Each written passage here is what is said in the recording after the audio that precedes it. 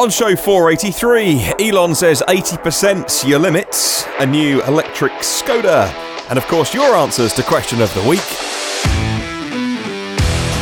Well, good morning, good afternoon, or indeed good evening, wherever you're listening around the world. Welcome to EV News Daily, Sunday 26th of May edition. My name is Martyn Lee. I go through every EV story I can find and hopefully save you time with just the information that you need to know. Thank you as always to myev.com for helping make this show.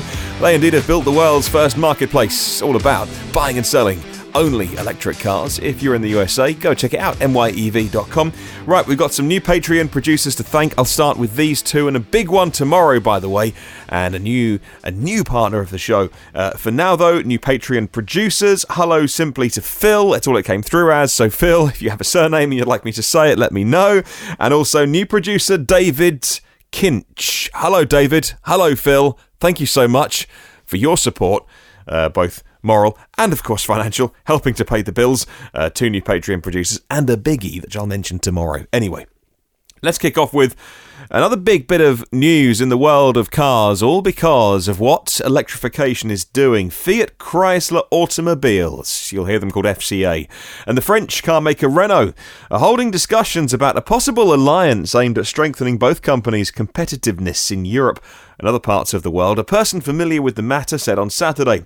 This is according to a report today in the New York Times, which says that in Europe, the two companies face tighter environmental regulations that are forcing car makers to invest billions in electric vehicles and other new technologies that cut the tailpipe emissions. Well, both are also struggling to gain ground in China, the world's largest auto market, and have been slower than some rivals in developing autonomous vehicles. An alliance with Fiat Chrysler could give Renault access to the American market, where it currently has no presence. It was not clear how Nissan, which you may know Renault's partner of nearly 20 years, how would Nissan fit in to a tie-up with Fiat Chrysler? Compared with its rivals GM and Ford, Fiat Chrysler has been slow to develop electric and self-driving vehicles. They may now need partners to share the costs of R&D and research and development. It currently cooperates with PSA Groupe, Renault's French rival, in small delivery vans here in Europe. But it's not surprising, we already hear about a tie-up between Ford and VW. VW have been investing a long time now in their electric car platform. It's called the MEB platform, and some say Ford should be farther ahead than they are with electric vehicles. So a tie-up with VW means they can access that platform and do what they need to do. Nice little license fee coming to VW for every car that Ford sell based on their IP is always nice for the bottom line. But let's talk about charging cars and charging Teslas, and how much do you like the control taken away from you? Well, this is one that you won't have any say on. Tesla has now instituted charging limitations at busy supercharging stations that's going to cap your cars at 80% state of charge. The news comes from an internal memo that was leaked to Electrek, and I've now seen some YouTube videos showing up online that claim to say this is now already in action. It applies to about 17% of Tesla's supercharger stations. About 8% will have limits enforced at all times because they are so busy. Another 9% are going to be limited on holidays, and we'll adjust them based on the usage, according to Autoblog. Well, according to Tesla's supercharger website, superchargers deliver energy rapidly and gradually slow down as the battery fills, which is what the website says here. Your vehicle automatically alerts you when it has enough energy to continue the trip, and with extensive network of superchargers along popular routes, continue charging above 80% isn't typically necessary. Now, it's not just unnecessary. In some cases, it's impossible. As you've figured out by now, this change is intended to reduce the wait times at the busiest of supercharging stations. Here in the UK, I've never seen a queue at a supercharger. Have you? I'd love to know. Let me know which ones are the busiest. Email me, hello@evnewsdaily.com. There is one that I pass every single day. It's on a motorway called the M3. When I travel up that northbound, there's some services called fleet services, and they have a bank of let's think, because some of them aren't. I reckon there's about 8. I have charged there before. I have dropped in and used the Tesla supercharger at Fleet. Maybe there's 8 or 10 When I've charged there before, it's been really quiet. There was like 3 cars there, and then another Tesla owner came over to me and said, God, it's a busy morning today, isn't it? I thought, I don't know. I mean, there's like 10 of them, so there's only 3 cars here. But they got some more under wraps. They got some more, and these have been under wraps for, I mean, literally, I think it's wrapped in plastic for months now, it seems. So I don't know whether they're just waiting to put the CCS cables on those for the Model 3 or not. I'm not sure. But what I'm trying to say, in a very long way, is they're never busy. And a nice problem to have, I suppose. But if you use a supercharger here in the UK, I'd love to know about it. That's really busy. I've seen YouTube videos from the US. And the busy ones, holidays, and the popular ones do have queues for, which is new to me. So, what do you think of this 80% limit? If you're a Tesla owner, let me know. Well, a new electric city car has been launched by Skoda, and again, this is not a car that I think you're going to see in the US. Mainly because it would look silly. It would look silly on your big roads next to all of your Ford F-150s and your Model Xs. This is a very small European city car, the Skoda Citigo E. You've worked out by now. It's an electric car. The Czech car maker, of course part of VW, is embarking on a new era. It's been 124 years since Skoda was first founded, in case you're wondering, not familiar with the brand. Their first all-electric Skoda vehicle, the 4-seater city car powered by a 61 kilowatt electric motor. What's the battery? 36.8 kilowatt hours, and that allows for a range of 265 kilometers. That's on the official WLTP test cycle, so it's not real world range, but it won't be a bazillion miles away. The Citigo E is perfectly equipped for traffic in European cities. Series production starts in the second half of this year. And now on to a quote which it gives me no pleasure to bring you, but it's interesting because one of my favourite EVs around is the Jaguar I-Pace. And when you drive the Jaguar I-Pace and when you see what they've done with that, you think, right, here is, they beat Audi e-tron to the market, they beat Mercedes EQC to the market. Jaguar I-Pace got there really early, and it's a really well put together car. Let me put it that way. I was struggling for words then, but it's it's a luxury car, right? It will get compared to the Model X, right? And which is a big computer on wheels. And yes, Tesla have had their production and quality issues over the years.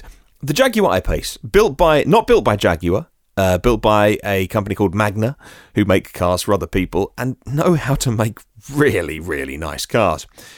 So here is a quote which is super interesting because I just made the assumption that once they made one amazing EV, they'd be making loads more. But this confuses me. Let me tell you more. Jaguar Land Rover's current problems include things like weakness in China, Brexit here in the UK, where we're leaving the European Union, customers' flight from diesels, and yes, Jaguar Land Rover's lineup is mostly diesels.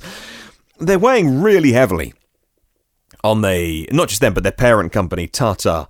In February, Tata's share price fell 30% after the automaker reported a quarterly loss, says Auto News. Jaguar Land Rover's CEO, Ralph Speth, discussed these topics and more with Automotive News Europe's sister publication.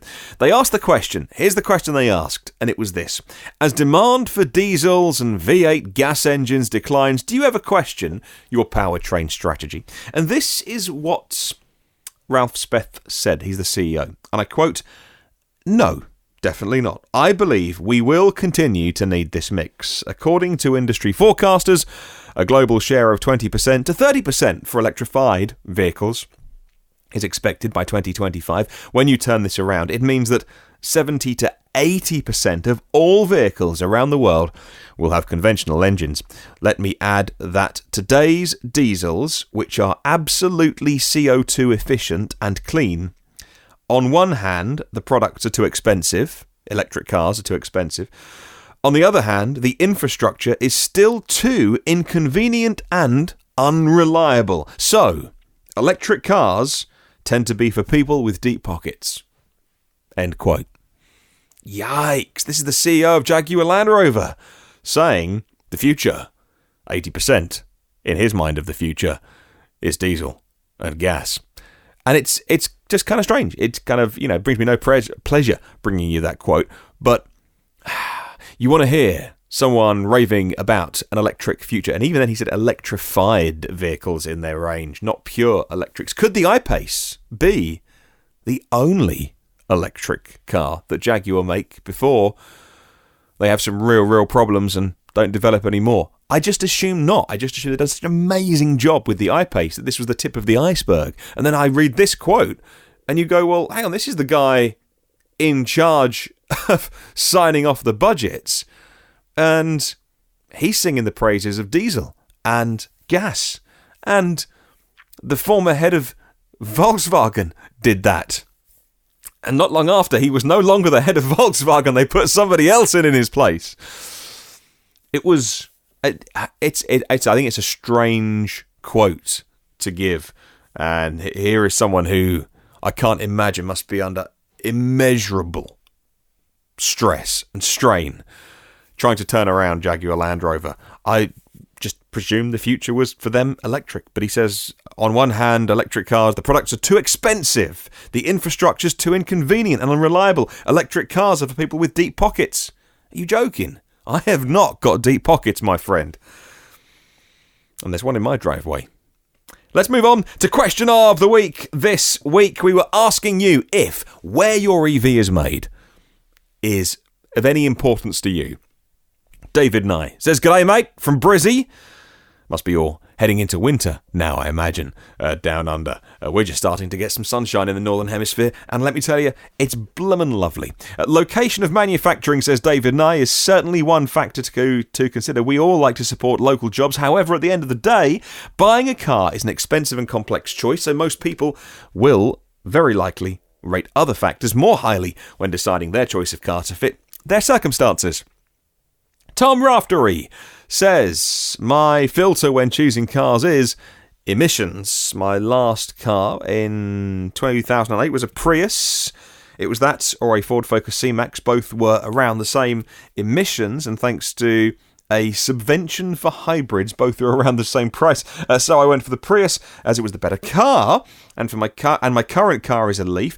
It was the best zero emissions car available when I put down my deposit last July," says Tom. "I have 2 kids, so I needed a car with boot space.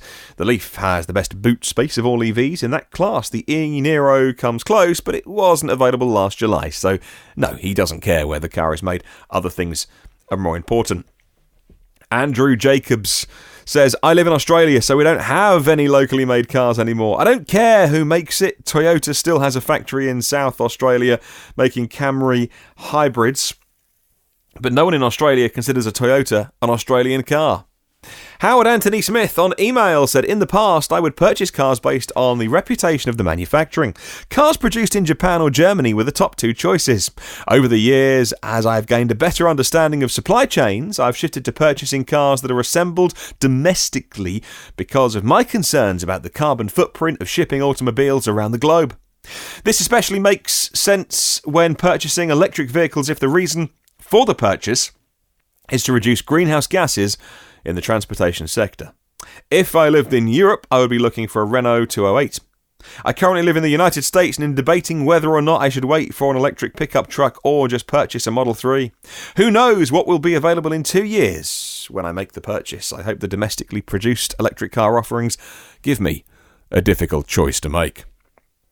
Hello, Lisa. Lisa Allen says, "While I believe you should support the EV manufacturers in your home country, in the US that means Tesla, I really wish we had more choices from European and Asian sources. For example, while the Leaf is offered here by Nissan, the ENV200 van is available in Europe, but not here. It would be good to have more affordable choices." Thank you, Lisa. Granton Smith says, I can say for sure that once upon a time, the country of build for a car was definitely something I considered very strongly. Growing up in Australia, I always regarded Japanese-built cars as the best-built cars around. I certainly would never have considered buying an American, Detroit, aka built car. But I have to say that Tesla has really changed my way of thinking. They are now top of my list. Also, I think Korean-built vehicles have come such a long way, says Grunton. Hyundai and Kia are something I would now consider not even 5 years ago. Rich Fowler in Chapel Hill says, short answer, no.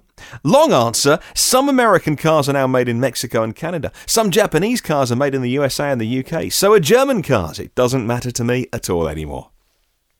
Onto YouTube, The Blues Clues. Interesting. The Blues Clues is the user's name. Yes, the location of my car being built in China is a turn-off. I will never buy a Chinese vehicle, but never say never if it becomes too cheap to ignore. I probably won't have a choice. Gerrit Govarts says, production location matters a lot. Import tariffs from the US on Teslas are 10% for the EU. We need a gigafactory in the EU to make cars here to avoid those import taxes. Adrian Chapman-Law says location of production, not really important, but I like that the Nissan Leaf is made here in the UK from an environmental perspective. And finally, Ashley Hill says, being in Australia, we don't have any major domestic car manufacturing anymore. We do have some EV startups, though, which is amazing. My only rule now is to give no money to the companies which are still making fossil cars. And that's where we'll end Question of the Week this week. Thank you so much to everybody who sent me their question. It's my favourite bit of the week. It's your bit of the show, and I love it. Should we set a brand new question? This one's going to be fun. As always, set by myev.com. Your question of the week is this. What would be your dream job in the EV industry, and why? What would be your dream job in the EV industry, and why? Email me, hello@evnewsdaily.com. That is hello@evnewsdaily.com. Or leave a comment on YouTube and Facebook. Thank you so much to 215 patrons of the podcast, whose generosity means that I get to make this show, and it's been a real honour. Almost a year. Has it been a year? I should look at my Patreon date. No, it was late summer last year that I gave it a go. Thank you very much to our premium partners of the show, as always, Phil Roberts, who is one of those people who you must follow on Twitter. Phil Roberts from Electric Future, big solar commercial projects here in the UK, but also he's a keen EV driver, and he's always updating you on his adventures. Hello to Brad as well. Now, Brad Crosby. Brad is my other premium partner of the show, and it just blows me away, the support that Brad continues to give. Hello to our partners as well, David Allen. Thank you, David. OEM Audio of New Zealand and evpower.co.nz. And hello to Paul O'Connor. And I've corrected Paul's... Spell amazing, isn't it? Someone supports the show on Patreon and I spell their name incorrectly. Oh, there's gratitude for you. Sorry, Paul. That's corrected. And all of our executive producers, you know, once a week I love to give you a shout out. I love to give you a name check for our exec producers, and that includes you. Alan Robson, Alex Banahini, Alexander Frank, Anders Hove, Harold Gia-Skalsveen, Ashley Hill, Bjard Fjugstad, Barry Penniston, Bob Muir from gingercomputers.com in Dundee, Borislav Borisov, Brent Kingsford, Brian Thompson, Brian Weatherall, Cesar Trujillo, Chris Benson, Chris Hopkins, Craig Coles, Craig Rogers, Damien Davis, Darren Bird, Darren Sant from Yorkshire EV Club, Dave Jewson, David Barkman, David Finch, David Partington, David Prescott, Dirk Rutsatz, and Don McAllister from screencastsonline.com, enjoying his new EV. Enrico Stefan Schillo, Frederick Rovick, Free Jewel, aka James, George Clargo, Jack Oakley, James Storr, Jason Fan, Jeff Urbies, Jerry Allison, Jill Smith, John Bailey, John, aka Beardy McBeardface of Kent EVs, John Nodell, John Timmis, Juan Gonzalez, Ken Morris, Kevin Mason, Last Allerger, Lawrence D. Allen, Leo, Lejek Gil, Louis Hopkin, Luke Cully, Marcel Lohman, Marcel Ward, Martin Marlinshell, Martin Croft, Matt Piccioni, Matthew Ellis, Matthew Gruby, Maz Shah, Mia Oppelstrup, Michael Pastroni, Mike Rogers, Mike Winter, Nathan Gore-Brown, Neil E. Roberts from Sussex EVs, Ohad Aston, Paul Seeger-Smith, Paul Stevenson, Pete Glass, Phil Mouchet, Philippe Calvet, Raj Badwell, Rajiv Narayan, Ralph Jensen, or Jensen, either way, Renee Schneider, who is Renee in Europe, a guy's name, and when I read out Renee's email a couple of weeks ago, and I thanked her for the email, and then Renee emailed to say, no, here in Europe, Renee, guy's name, yep, definitely a guy. Brilliant. Well done me. Rob Cooling, Rupert Mitchell, Sarah McCann, Sari Kangasoja, Seiki Payne, Steve John, Stuart Hanna, The Limousine Line in Sydney, Tim Gutteridge, Walter McVeigh, and Zach Hurst. Well, there are 482. Oh, hang on. No, where's the music? Time for the envy bit. That's better. 482 previous shows live online. If you want to start at show 1, I wouldn't recommend that you did, but they're all online if you want, as an archive, as a resource, and you can subscribe to new shows to get them first and free and automatically. If you can leave a little review, it's amazing because it really helps other people see what you think of this show. So 1 star, 5 stars, say idiot, doesn't know what he's talking about, or nice words. Doesn't matter what you write, please do leave a review if you can. And if you want to come and hang out on the socials, please search EV News Daily. Have a wonderful day. I'll catch you tomorrow. And remember, there's no such thing as a self-charging hybrid.